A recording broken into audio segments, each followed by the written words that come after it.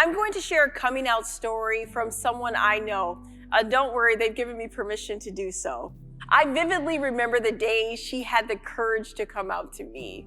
I could sense the fear in her voice because we're friends. When she said, "Saidat, I have something I need to tell you."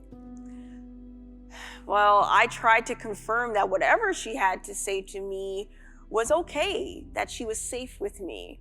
She gathered all the courage she had and nervously confessed, "I don't know how you're going to take this because there's something you don't know about me. And I feel that when I share this with you, it's going to end our friendship. I think you need to know I'm a lesbian." And without missing a beat, I said, "Christina, why would you feel that you couldn't share that with me? We're friends. I really appreciate you being so vulnerable today and just sharing such personal information with me. But I do want you to know that I'm praying for you because I believe God can change you." And my response to her vulnerability was, "God can change you?" Change. To make different, alter, or modify. Change. To replace with something else. Change.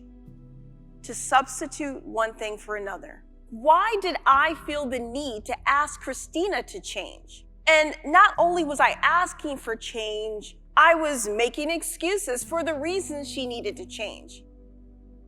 You need to follow God's plan because it's going to make you happier. You're going to have less stress because you won't be hiding your sexuality. And most of all, when you die, you're going to go to heaven and live forever with the one who changed you. That statement, "God can change you," was a destructive one. Although I felt I was asking her to change for good, the only thing that was changing was her trust in me. And not only was I asking her to change, I was forcing it. I did it all. I brought her Bibles. I asked her to pray with me. I was even looking for a man for her to date. But it was breaking down her trust. And another truth that she wanted to share with me, that she was in love with me. But that's not the end of this coming out story. There was someone else who needed to change. There was someone else who needed to share and be vulnerable. And that person was me. I was this closeted, conservative Christian who thought my purpose in life was to try to change others, to see things through my religious lens. And let me share with you why. I grew up in an extremely judgmental environment when it came to religion and the LGBTQ+ community. So fighting internalized homophobia was something I didn't understand and I wasn't even aware of for many years. And when I look back now, I can see the signs that I was not living my truth. I think growing up in a Christian environment, I was never allowed to question my sexuality. All I heard was, "God has a perfect man for you, and wait to have sex until you get married." Well, I remember at 17 years old, being in the mall with my family and seeing this beautiful woman walking toward me. All of a sudden, my eyes widened, my heart was racing, there were butterflies in my stomach, and I blurted out, "She is so gorgeous." And I think the look in my eye gave an indication that something was different about that tone. So I don't know where those butterflies went, but they were swatted down by religion. There was a reprimand and comments made like, "We don't talk about women that way, Saidat. What are you, gay or something?" This response made me question my thoughts about my sexuality, and immediately I began beating them down as sinful because I knew what my religion had taught me, that attraction to a woman was off limits. because it would destroy me. Just like those 2 cities in the Bible, they were destroyed because of homosexuality. And these type of homophobic and transphobic messages were associated with my spirituality for many years. I have painful memories of a Sunday morning where a pastor would jokingly comment about not drinking homogenized milk because of the first 4 letters in that. You don't want to be that. Being taught that the gays took the rainbow, a promise from God, and perverted it to condone their sinful desires. With the whole congregation shouting, "Amen! Preach it!" To being taught that the turmoil that this world is in is because the queer community needs to change. Now, not only did I live through this, I was also inflicting these messages on other people.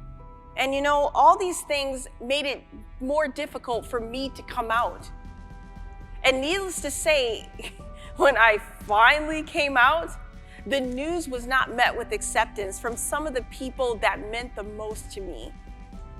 When I think of my religious circles, when they slowly discovered my openness to not being ashamed of who I love, well, some of them decided not to talk to me at all. And some of them, in no uncertain terms, told me that they were going to pray for me because God could change me. But I think the person that I fought with the most was myself. It was that struggle between loving my spirituality but throwing away religion. It was tough seeing people who used to look up to me not even allowed their children to interact with me.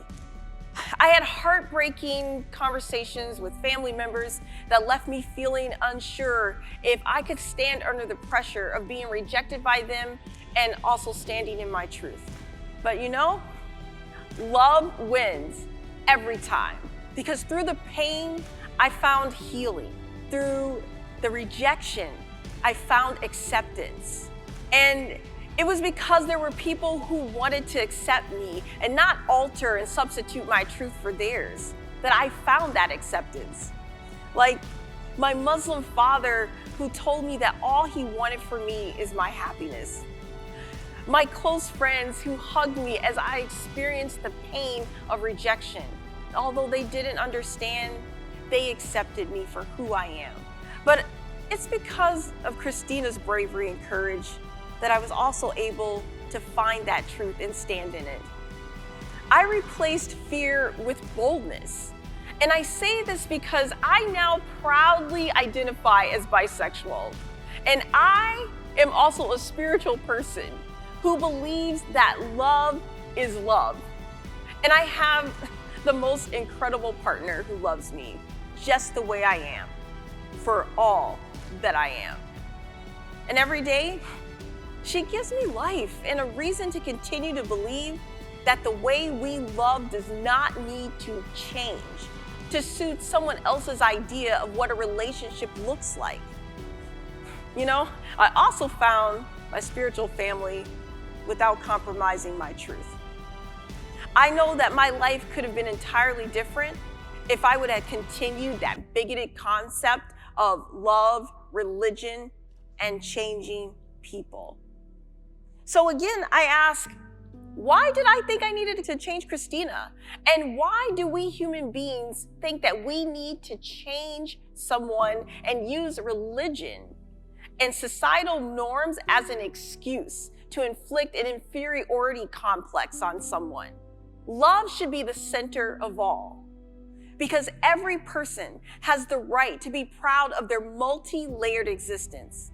For in our hearts, we have been gifted the desire to be loved, accepted, and valued.